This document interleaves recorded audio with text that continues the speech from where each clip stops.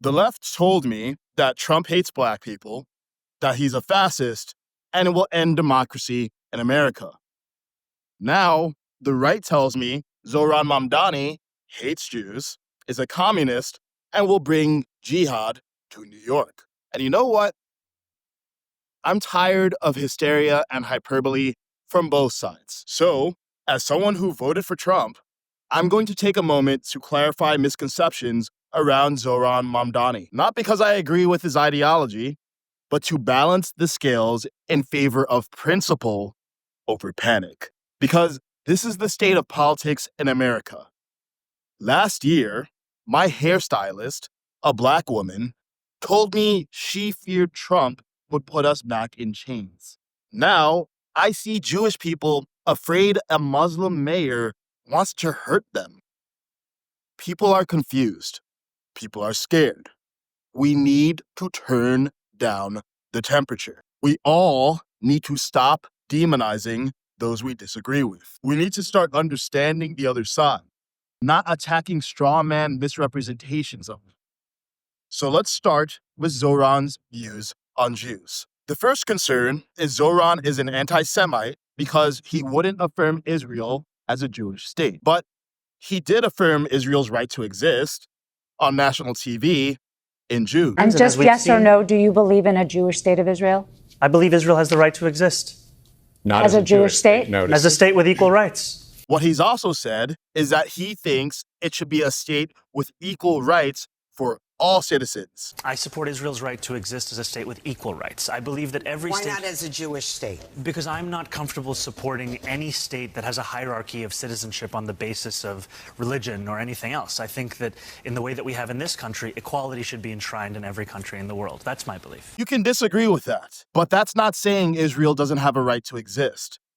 That's saying it shouldn't be a two-tier state. There's a difference between opposing Israeli policy and hating Jews. The second concern is that he refuses to condemn the phrase globalize the intifada. This is nuanced, so stay with me. To many Jews, globalize the intifada is a terrifying slogan, and it makes total sense why. In the second intifada, nearly 1,000 Jews were killed by suicide bombers in cafes, in buses, in malls, and that's why the slogan sounds like a threat, not a mere protest when they hear it. And let's consider the other side. Many pro-Palestine activists say they're referencing the first intifada, which started as a nonviolent resistance. Even the American Jewish Committee acknowledges the intent of a slogan may not always be violence, though they argue the impact on Jews is still harmful. So what position does this leave Zohran in? If he condemns a slogan, he wins support from Jews, but loses the nonviolent pro-Palestine movement. If he supports the slogan, he keeps the pro-Palestine camp, but loses Jews. The slogan means different things to different people. He's damned if he does, damned if he doesn't, especially on the internet, where everyone is a prosecutor with out-of-context clips. So what's a smart move for a politician who wants to oppose violence and support Palestinians? Condemn actions, not words.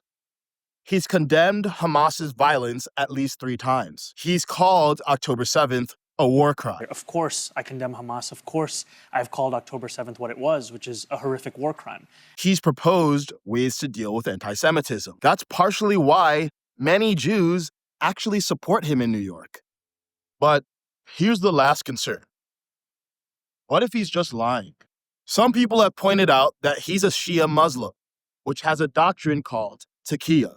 Taqiyya permits lying in certain circumstances. But this misunderstands what taqiyya actually is.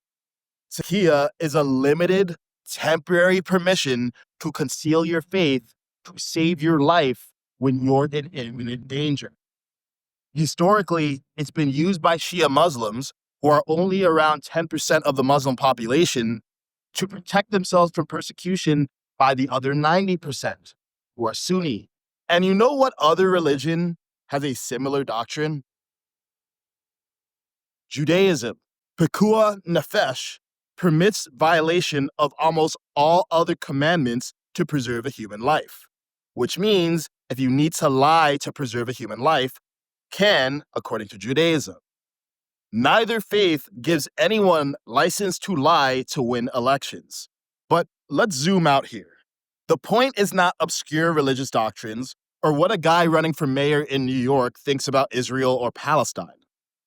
It's that fear stops our thinking from being clear.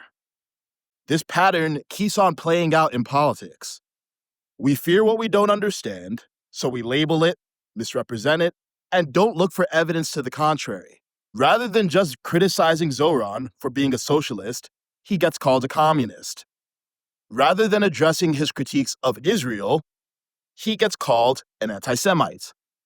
Then, when one misconception is disproven, the goalposts just keep getting moved. The bad gets exaggerated, the good gets dismissed as lies. We can all just read what someone said. Why do we insist on reading their minds?